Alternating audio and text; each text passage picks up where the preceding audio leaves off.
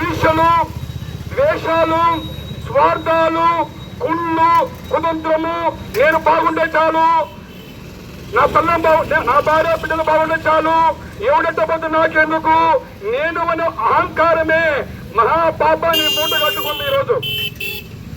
ఈరోజు వీర బ్రహ్మేంద్ర స్వామి వారు భూలోక మాత, గోమాత, గోమాతే భూలోక మాత. ఈరోజు మన ధర్మపత్ని, మన ఆడబిడ్డ గర్భం దాల్చినప్పుడు ఆవు పాలు తాగితేనే పిండము ఎదురవుతుంది. అలాంటి గోమాతని కళ్ళల్లో కన్నీరు చూశారు. గోమంటే ఆట వస్తువుగా మారిపోయింది. గోమాత మాట కోసము ధర్మదేవత భూదేవతల్లే గోమాత, గోమాత సాక్షాత్ ఆదిపరాశక్తి. అలాంటి ఆదిపరాశక్తి ప్రతి తల్లికి అమృతం అందించి శక్తినిచ్చి ప్రసాదిస్తే, తల్లి గర్భంలో మనం ఉన్నప్పుడు మన తల్లికి మన అమృతం తాగినాం. మన తల్లి గోమాత కాడ అమృతం తాగి శక్తిని నింపుకుంది.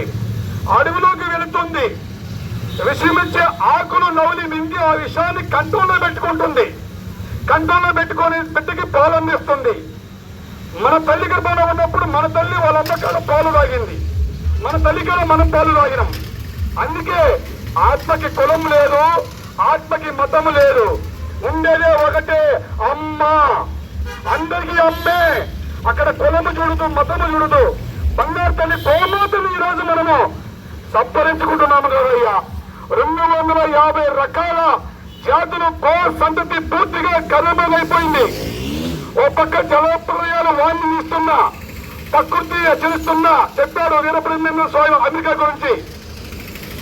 ఈ దేశాన్ని అంచివేయాలని చూస్తే, ఈ దేశాన్ని సర్వనాశనం చేయాలని చూస్తే కర్మ సిద్ధాంతం ఎవరిని వదిలిపెట్టదు. వీరబ్రహ్మేంద్ర స్వామి వారు దేశం మొత్తం కూడా సంచరించాడు. ఆయన చెప్పిందే జరుగుతూ ఉంది. ఇది ప్రతి ఒక్కరు గుర్తుపెట్టి